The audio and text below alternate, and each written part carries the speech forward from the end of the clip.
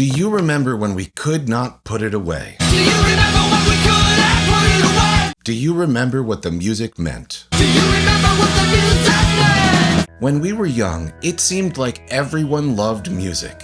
It's what we bonded over, how we spent our time. The music was us. And we were the music. I feel like over time a lot of people grew out of that. But not me. Music has always been and will always be my greatest addiction. The way a great band, song, or album made me feel when I was young is still the way it makes me feel now, and I couldn't survive without it. When I'm not listening, I'm still tapping, singing, or rocking out in some way. Music is the air that I breathe. Music is Life.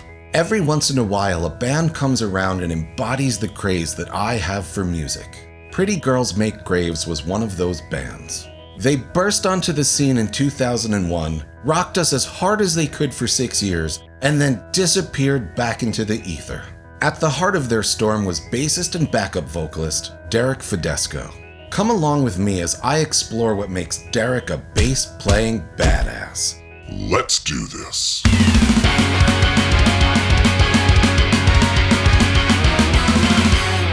I first heard Pretty Girls Make Graves in 2001, when their debut album came out on Dim Mak Records. At the time, I was really into At the Drive-In, and this felt like such an extension of that. I had recently joined a new pop-punk band on drums, and I was doing everything I could to blend their drive-through vibes with my indie rock tastes. Will it blend? That is the question.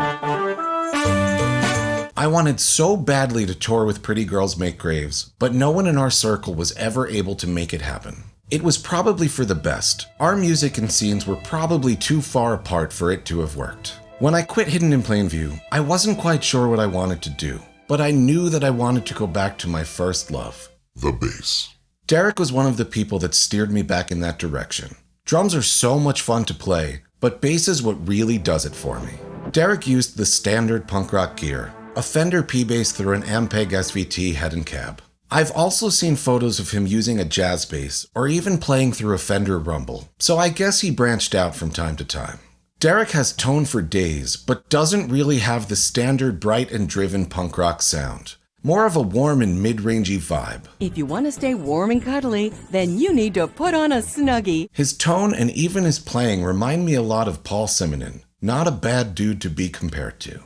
The rest of the band can get very busy and are often all high notes, so it's Derek's job to bring the low end and keep it all in time. He has such an awesome style. He rarely rides the root notes, but he doesn't really shred either.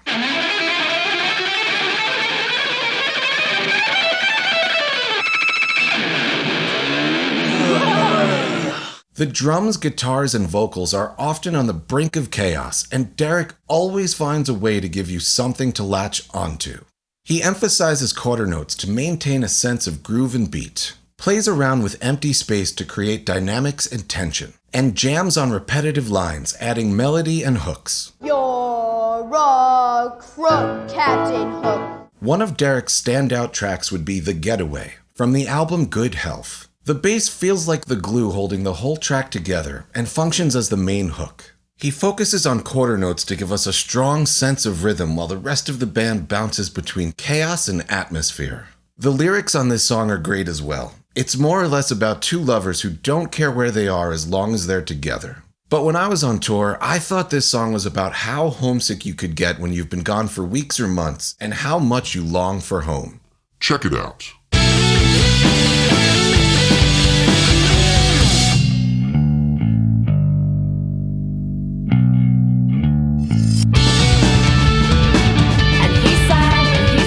Another great track is Chemical Chemical from the album The New Romance. The tone on this album is so full and warm. Once again, he glues everything else together with his command of rhythm and space. I definitely stole my love of long bass slides from this track.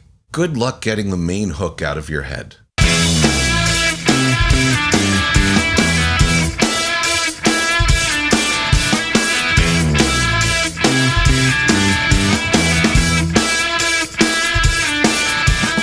The final track I want to talk about is The Teeth Collector, also from the album The New Romance. Once again, he kills it with a super solid hook, love of quarter notes, and command of empty space. He drops out from entire sections to allow the drums and guitars to build up atmosphere, and it feels so much bigger when he jumps back in. Check it out.